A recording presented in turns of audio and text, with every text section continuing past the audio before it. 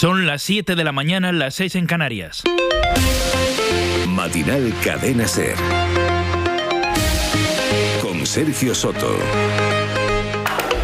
¿Qué tal? Buenos días. 2 catástrofes en Cuba, donde los muertos por la explosión de gas son ya 27, y Ucrania, donde la evacuación de todos los civiles que estaban atrincherados en una acería de Mariupol da un respiro entre el horror. Esos 2 puntos protagonizan la actualidad internacional. Pero aquí en España es la convulsión política la que vuelve a reclamar atención con sus propios problemas internos. Porque a un mes de las elecciones en Andalucía, la izquierda a la izquierda del PSOE, vuelve a ver cómo su proyecto sufre para tapar los agujeros de su propia división. El sábado les contábamos que Podemos había llegado tarde para registrarse dentro de la coalición que iba a formar con Izquierda Unida y Más País, que apuró tanto la negociación que se pasó de plazo y no llegó. Los partidos del acuerdo nos decían que esto no iba a suponer ningún problema, que la Junta Electoral aceptaría una ampliación de la candidatura. Pues bien, la Junta Electoral andaluza ha decidido este sábado que no, que Podemos no puede integrarse de momento en esa coalición en Por Andalucía, simplemente porque llegó tarde, fuera del plazo que marca la ley. La decisión de la Junta todavía es recurrible. Radio Sevilla, Nieves Egea. La resolución de la Junta Electoral Autonómica era la esperada. Este órgano argumenta que la candidatura con la firma de Podemos y Alianza Verde llegó en sendos correos electrónicos 14 minutos más tarde del plazo establecido el primero y 1 hora y 7 minutos después el segundo. Los partidos a la izquierda del PSOE que impulsan la candidatura por Andalucía contaban con ello, y de ahí que se esté trabajando ya en el recurso ante la Junta Electoral Central para intentar incluir al Partido Morado y a Alianza Verde en la candidatura. Fuentes de Izquierda Unida consultadas por la cadena SER aseguran que la voluntad es clara y que consideran subsanable el error. Que Podemos pueda o no estar incluido en la candidatura no es un tema baladí. En primer lugar, porque su logo no podría aparecer en la papeleta electoral y más adelante no tendría derecho legalmente a participar de las subvenciones que la Administración otorga a las fuerzas políticas con representación en las instituciones, en este caso en el Parlamento andaluz. Aunque fuentes de IU indican que se podría hacer un acuerdo privado, pero reconocen que no es lo deseable. En Ucrania, decíamos. Las evacuaciones han avanzado en Mariupol y esta noche el presidente Zelensky ha asegurado que va a comenzar la segunda etapa para sacar de la planta de Azovstal a personal sanitario y heridos. Y este sábado hemos escuchado también a otro carismático presidente. A partir de agora, se prepare, porque nós vamos começar a percorrer esse país e nós queremos muita gente na rua. Lula da Silva, presidente de Brasil durante 7 años, ha oficializado y presentado su candidatura para las elecciones que serán el 2 de octubre. Hace más de una década que dejó el poder, mucho menos hace, desde que salió de prisión por una condena por corrupción que fue anulada. Y ahora afronta el reto de sacar del poder a la ultraderecha de Jair Bolsonaro, apoyándose en su partido, el Partido de los Trabajadores. Pero una de las grandes citas del día la trae el deporte, una gran final de tenis y un derbi de fútbol. Héctor González, buenos días. ¿Qué tal? Buenos días. Jornada 35 de Liga en Primera, que hoy tiene un derbi madrileño, Atlético Real Madrid, como plato fuerte a las 9 de la noche en el Metropolitano, después de que anoche el Barça se impusiera 1-2 en campo del Betis y asegure así su presencia en la próxima Champions. Además, Athletic y Valencia empataron a 0 y en partidos con equipos implicados en la permanencia, el Cádiz le ganó al Elche 3-0, el Celta al Alavés 4-0 y el Granada al Mallorca 2-6, lo que deja en puestos de descenso a Mallorca, Levante y Alavés. En tenis, Carlos Alcaraz buscará el título del Master 1000 de Madrid ante el alemán Zverev, después de derrotar en un partido épico en semifinales a Novak Djokovic, número 1 del mundo. Y en Fórmula 1, Carlos Sainz saldrá segundo esta noche en el Gran Premio de Miami, justo por detrás de su compañero y líder del Mundial, Charles Leclerc. Y ojo, porque hoy va a hacer aún más calor, así que cuidado con ponerse al sol en las horas centrales del día, porque los niveles de radiación son ya similares a los del verano. El tiempo, Ricardo García, buenos días. ¿Qué tal, Sergio? Buenos días. Hoy tenemos otra vez un día de temperaturas agradables. De hecho, vuelven a subir estas temperaturas máximas. La excepción es la costa catalana, aunque allí se mantienen. Por ciudades, los termómetros pueden llegar a marcar hoy 33 grados en Badajoz, 32 en Sevilla, 31 en Ourense o 28 en Zamora. Tenemos por delante una jornada de cielo despejado en prácticamente todo el país. Como mucho algún intervalo nuboso o de cara a la tarde sí que podremos ver chubascos en Girona o Barcelona e incluso alguna tormenta en el resto de Cataluña, pero poco más. Con esto y con más empieza Matinal Ser. Carlos Ródenas y David Nieto están en la técnica, Pilar Díaz de Aguilar en la producción. En Cuba, ya decíamos, son 27 los muertos por la explosión de gas que se produjo el viernes en un hotel de lujo del centro de La Habana. El sábado supimos que una de esas víctimas es Cristina, una chica española que nació en Viveiro, en la provincia de Lugo. Estaba fuera del hotel, pero la onda expansiva la alcanzó cuando paseaba con su chico, con su pareja. Él está en el hospital en estado grave, mientras el gobierno intenta acelerar los trámites para repatriar el cadáver de Cristina.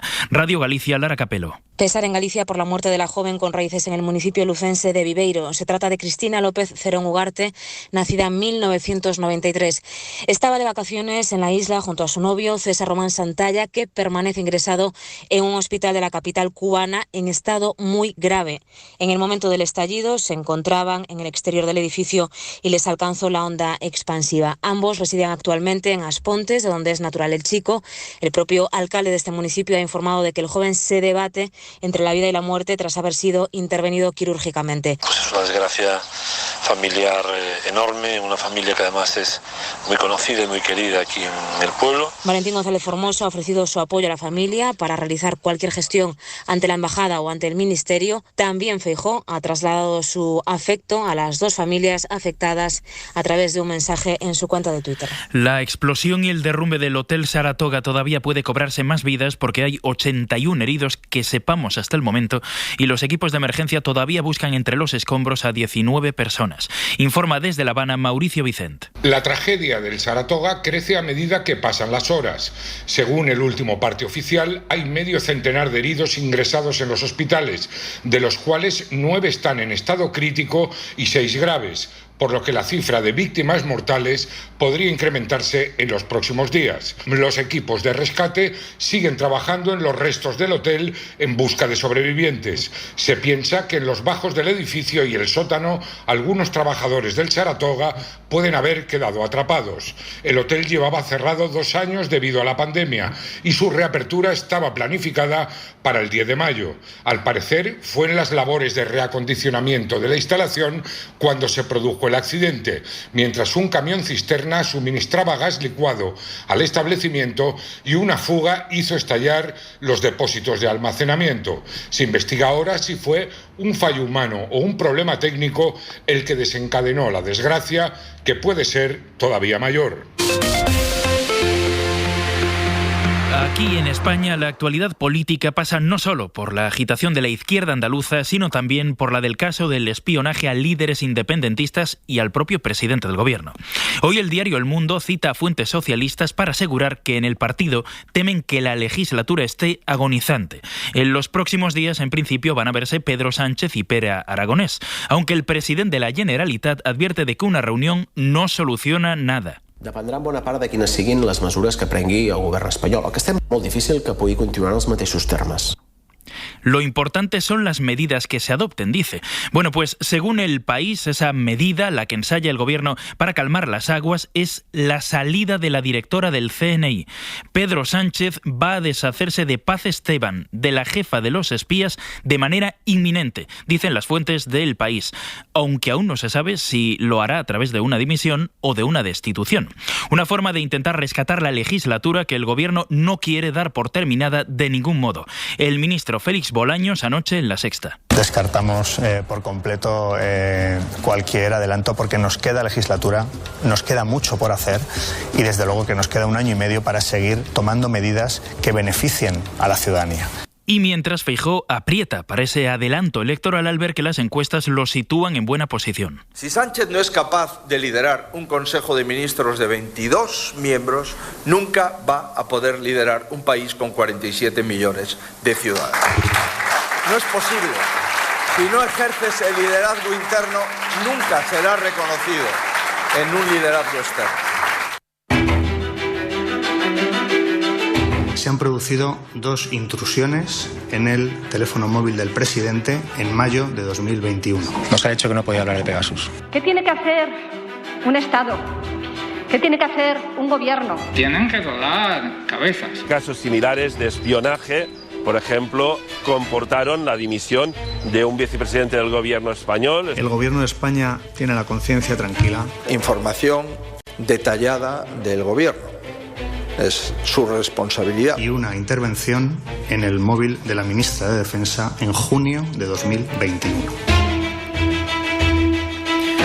El incendio político motivado por los escándalos de espionaje que no ha dejado de crecer esta semana ha vuelto a mostrar el potencial destructivo de los programas que se infiltran en nuestros teléfonos, en nuestras vidas y lo revuelven todo.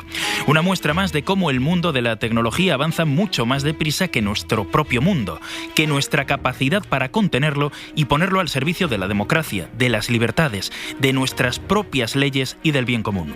Un programa espía ha puesto en jaque al Estado, pero muchos otros amenazan también la privacidad de cada uno de los individuos, de cada uno de nosotros, con estructuras opacas de las que no sabemos nada y con una capacidad de penetración incalculable. Carlos Iglesias, consultor tecnológico, CEO de Runroom y director académico de ESADE. ¿Qué tal? Buenos días. Muy buenos días, encantado, un placer. A ver, Carlos, ayúdanos a entender. Te pregunto por esa especie de Silicon Valley de los espías que parece haberse montado en Israel, de donde viene Pegasus, porque hemos oído hablar mucho de Pegasus, pero ¿cuántos programas más como este hay circulando por ahí sin que tengamos mucha idea de ellos? La celebro muchísimo esta pregunta, porque es verdad que parece que solo exista Pegasus y todo el mundo está hablando de Pegasus. Ahora empieza a sonar también Candiru, por ejemplo, que es otro de los programas con los que se había infectado algunos de estos políticos o activistas catalanes. Pero sí, es verdad que realmente el listado de compañías de spyware mercenario que están emergiendo y que ya llevan tiempo consolidados, especialmente en Israel, que es donde se está centrando toda esta actividad en los últimos años, son docenas realmente. Hay equipos como Gamma Group, como Hacking Team, como Candiru mismo, Cyberbit, Cytrox. Hay un montón e incluso algunos que están bajo radar y que ni siquiera se conocen o que cambian la marca constantemente como parte de su estrategia, digamos, ¿no? De no ser demasiado conocidos o no tener un foco mediático como le está pasando en estos momentos a Pegasus, que sinceramente no creo que le interese demasiado este foco. A ver, siempre que hablamos de esto en un grupo de amigos, hay alguien que dice, bueno, sí, mira, pero yo no soy tan importante como para que me espíe nadie. ¿Qué les dirías a estas personas? Es muy buena la pregunta.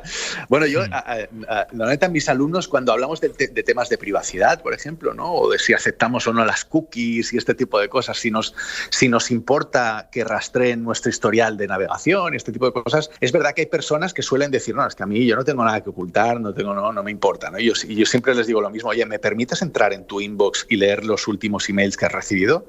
Y ahí es donde levantan las manos y dicen, no, igual no. A todos nos importa la privacidad, todos tenemos una parte privada, todos tenemos nuestra parte que no queremos exponer al público y estamos en nuestro absoluto derecho, ¿no? ¿Qué pasa cuando se vulnera esta parte? Pues bueno, que obviamente tiene muchísimas implicaciones o puede tenerlas, ¿no? Ahora mismo, por ejemplo, ¿no? Que sabemos que ya se sabe que el propio gobierno, ¿no? Ha salido diciendo, que representantes del gobierno han salido diciendo que el propio presidente estaba contaminado, ¿no? Estaba infectado con Pegasus. ¿Cómo podemos estar seguros de que no haya habido algún tipo de inferencia de un país extranjero que le haya chantajeado y que haya forzado algún tipo de cambio geopolítico estratégico en algún tipo de decisión política? Entonces es muy importante. Al final necesitamos un entorno seguro de privacidad donde poder... es que es nuestra vida, ¿no? Al final. Me comentabas antes que no hay nada, ni un antivirus, ni ninguna pauta que no sea volver al Nokia ladrillo viejo sin internet, nada que nos libre del todo de la posibilidad de que nos infecten, que hay que tener cuidado, pero que es algo que algo de riesgo es inevitable.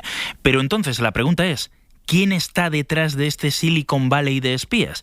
¿Quién hace estos programas? Y no existe ninguna regulación, no hay ningún código ético que dicte qué se puede desarrollar y qué no. Pues es que la verdad es que es bastante curioso, ¿no? Ahora, como te decía, todas estas empresas están emergiendo, sobre todo en Israel, y se está creando un ecosistema que se valora en unos 12.000 millones de dólares. O sea, esto es una industria muy seria ya. Esto es una industria con nombres y apellidos, digamos, ¿no? Y fíjate que muchas de estas compañías incluso las han fundado exfuncionarios de inteligencia israelíes, por ejemplo, ¿no? Incluyendo incluso a primeros ministros como Ehud Barak, en algunas de ellas, como Paragon, por ejemplo, ¿no? Y por lo que comentabas de la parte de la regulación, yo es que aquí veo el gran problema. Precisamente el problema que tenemos no es un problema local, ¿no? Ahora mismo yo veo que la conversación sobre Pegasus es una conversación muy basada en nuestro contexto local, ¿no? Políticos independentistas, que sí, ¿no?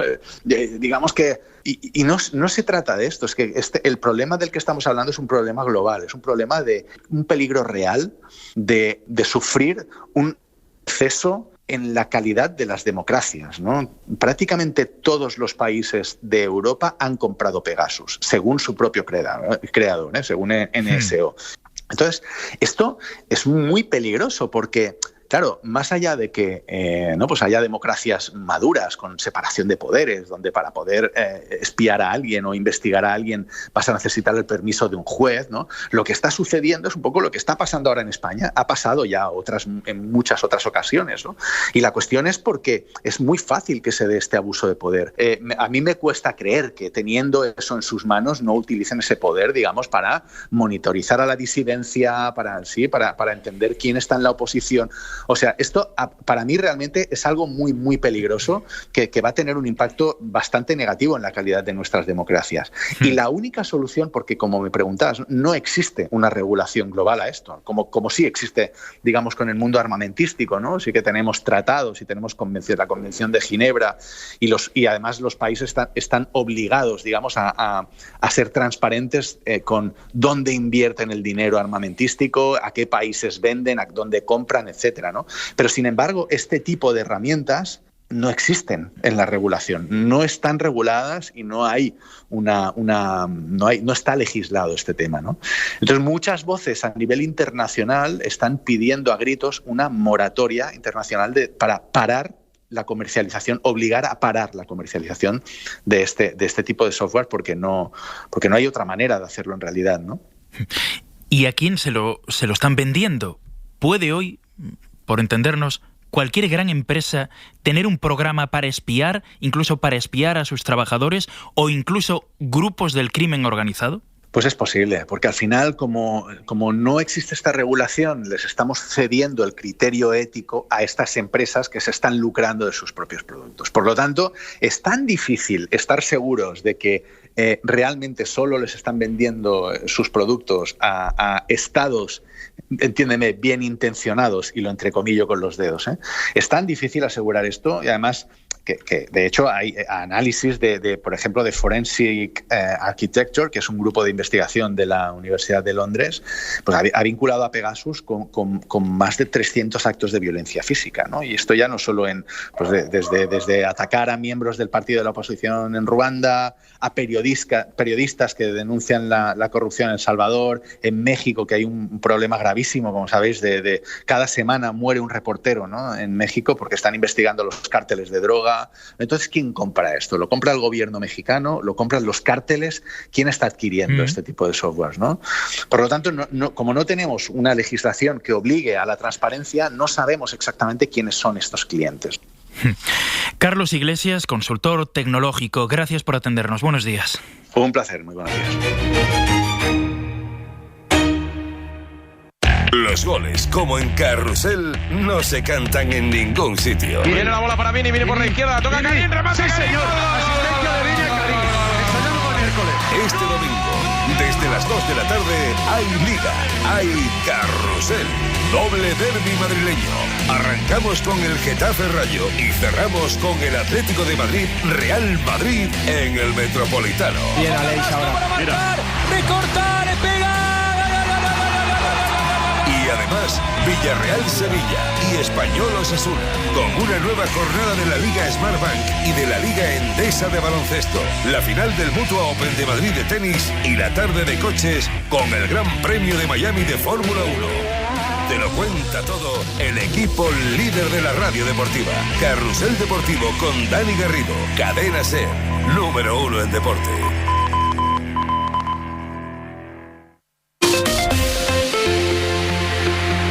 Les contábamos al empezar que Ucrania piensa ya en una segunda fase de evacuación de la acería de Mariupol, donde han pasado semanas atrincheradas cientos de personas. Este sábado han salido los civiles y la idea es que lo haga ahora el personal sanitario.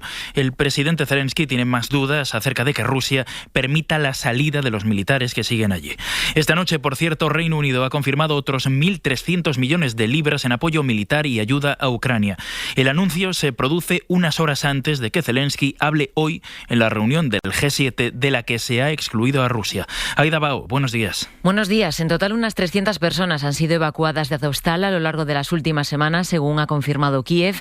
Ahora Ucrania quiere concentrarse en evacuar a los heridos y a los médicos, además de seguir trabajando en los corredores humanitarios. El fin de la evacuación de civiles de Azovstal lo confirman ambas partes, también el Ministerio de Defensa ruso. Kiev asegura que se ha cumplido la orden del presidente, que era sacarlos de allí. Ahora queda desplazarlos hasta la región de Zaporilla, que es donde las autoridades ucranianas han concentrado a la mayoría de la población que ha salido de la acería.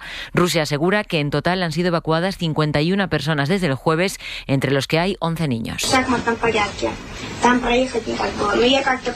Aún así, las evacuaciones y huidas de civiles siguen siendo muy complicadas. Esta niña a la que escuchamos ha huido de los militares rusos conduciendo un coche con solo 15 años y sabiendo que había minas en el terreno. En todas las regiones del país, Moscú se lo pone difícil a los civiles. En Azovstal, por ejemplo, Ucrania asegura que durante las evacuaciones se han estado produciendo violaciones constantes del alto el fuego por parte de las tropas rusas que siguen combatiendo en la acería con las tropas ucranianas. Con la salida ya de los civiles, Mariupol queda ahora prácticamente tomada por los rusos y con un último grupo que aún resiste de militares ucranianos. Y en Francia, un proyecto republicano y europeo. El presidente Emmanuel Macron presentaba este sábado su proyecto republicano y europeísta, decía él, mientras el líder de la nueva coalición de izquierdas presentaba el suyo para ganar las elecciones legislativas de junio. Esa es la intención de Jean-Luc Mélenchon, que ha conseguido fundir en su estrategia no solo a verdes y comunistas, sino también al Partido Socialista vapuleado en la última cita electoral. Mélenchon, exministro socialista que abandonó el partido por sentirlo derechizado, es ahora la punta de lanza de un programa que quiere dar un vuelco a Francia desde la izquierda y revisar, entre otras cosas, su relación con la Unión Europea. Corresponsal en París, Sara Canals. Así es, insumisos y socialistas, junto con ecologistas y comunistas, han presentado oficialmente esta nueva Unión Popular, Ecológica y Social, y que tiene como objetivo lograr una mayoría parlamentaria para que el próximo primer ministro sea Jean-Luc Mélenchon. Lo han hecho desde Saint-Denis, bastión melenchonista, y allí el izquierdista ha pronunciado su primer discurso como líder de esta nueva unión. Que ce soit une force. Ha hablado de una fuerza perenne, asegurando que pretende escribir una página de la historia de Francia. Tampoco han faltado críticas al mandato de Emmanuel Macron y ha destacado propuestas estrella como rebajar las pensiones a los 60 años o aumentar el salario mínimo. Y quien también ha tomado la palabra en este congreso, recibido por cierto con una gran ovación, ha sido el primer secretario socialista, Olivier Faure, defensor de esta coalición que ha provocado una profunda división en su partido. En este sentido, Faure ha insistido en que no hay que tener miedo de la izquierda de Mélenchon y en que la unión era inevitable para ofrecer una alternativa a Macron. Irlanda del Norte va a tener por primera vez una jefa de gobierno que quiere abandonar el Reino Unido. Ese es al menos el resultado ya definitivo de las elecciones autonómicas celebradas allí, que se ha confirmado este sábado. El equilibrio sigue siendo muy complejo, entre otras cosas porque los unionistas del DUP amenazan con bloquear ese gobierno. Corresponsal, Begoña Arce. Una mujer de 45 años, Michelle O'Neill, nacida en el seno de una familia republicana norirlandesa de clase obrera y madre de un primer hijo a los 16 años, ha conducido al Sinn Féin a una victoria que marca un hito en la tormentosa historia en Irlanda del Norte. Es el inicio de una nueva era, ha dicho O'Neill, que debería convertirse en ministra principal al lograr el Sinn Féin el mayor número de votos y de escaños en la Asamblea Autonómica.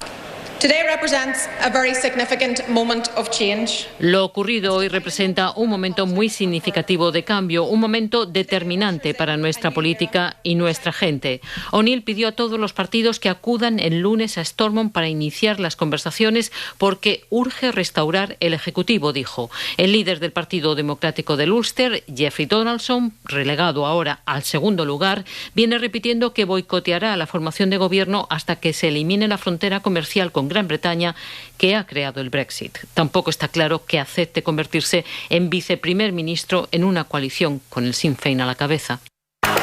En Matinal, los deportes. Hoy tenemos derbi madrileño, pero el nombre propio del fin de semana es sin duda el de Carlos Alcaraz. Héctor González, hola de nuevo. ¿Qué tal? Buenos días. El tenista murciano de 19 años jugará esta tarde desde las 6:30 la final del Master 1000 de Madrid ante Alexander Zverev. Todo después de derrotar en cuartos de final a Rafa Nadal, el mejor jugador en tierra batida en la historia, y de eliminar ayer a otra leyenda, el número 1 del mundo, Novak Djokovic, en las semifinales por 6-7, 7-5 y 7-6. Carlos Alcaraz ya mira de tú a tú a las grandes tenistas del circuito con un juego muy atrevido y ambicioso. Te diría que sí, que me siento preparado para competir contra ellos en todos los torneos, en todas las superficies. En esos momentos es donde se reflejan los buenos jugadores, los jugadores top, como es Djokovic, como es Rafa, como es Federer. Y yo me quiero diferenciar en eso, en que en esos momentos quiero ir a por el partido. Quiero ser agresivo. Si pierdo, pues me voy con la sensación de decir, bueno, he ido a por el partido, se me han escapado, tendré que mejorar, seguir entrenando. Hoy buscará su segundo Master 1000, lo narrará Álvaro Benito en Carrusel. Álvaro, ¿qué está suponiendo este torneo para Carlos Alcaraz? Buenos días. ¿Qué tal, Héctor? Buenos días. Pues supone que ha tirado otra puerta más abajo. Ha jugado 5 finales, ha ganado las 5, le quedaba ganar a Rafa Nadal, lo ha conseguido, y en el primer duelo contra Djokovic nos ha regalado una victoria, yo creo que para el recuerdo. Es un elegido, no es un gran tenista, es un elegido y está llamado a ser número 1 del mundo y a hacer grandes cosas en el tenis y a ganar Grand Slams en plural. Tiene una manera de jugar en la que no tiene puntos débiles, y yo creo además que el hecho de jugar en España, en Madrid, que haya visto tanta gente ganar a Nadal y a Djokovic, va a suponer un antes y un después también en su proyección mediática. Ya es seguramente uno de los grandes deportistas que tiene hoy por hoy este país. Gracias, Álvaro. A las 6:30 esa final en la Caja Mágica de Madrid entre Carlos Alcaraz y el alemán Zverev. En fútbol, jornada 35 de Liga, triunfo del Barça 1-2 en el Villamarín ante el Betis en un duelo directo por los puestos de Liga de Campeones.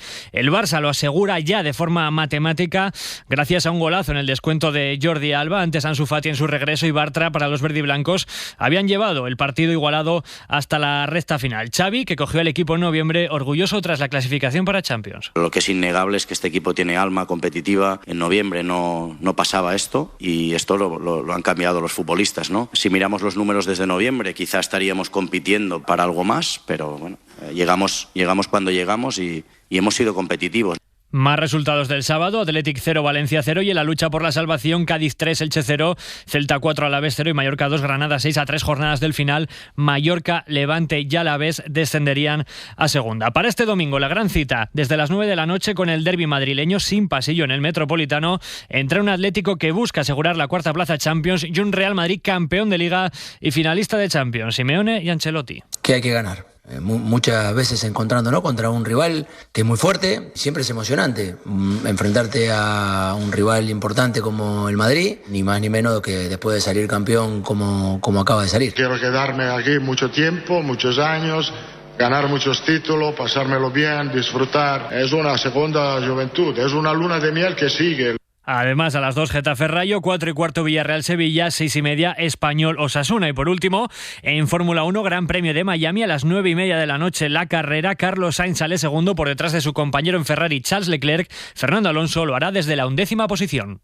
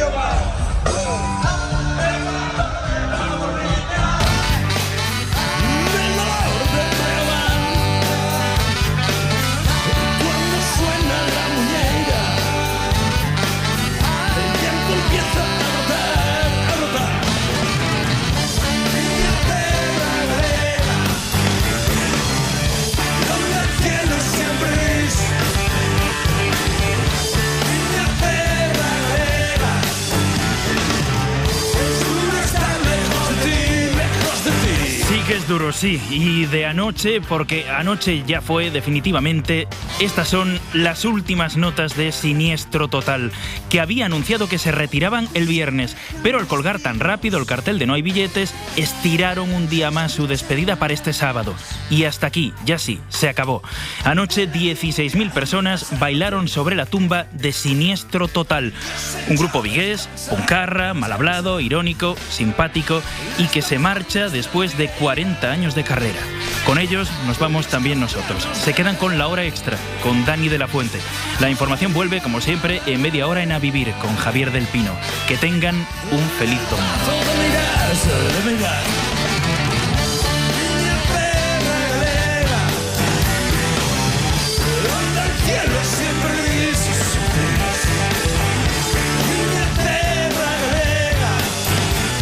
Matinal Cadena SER, con Sergio Soto.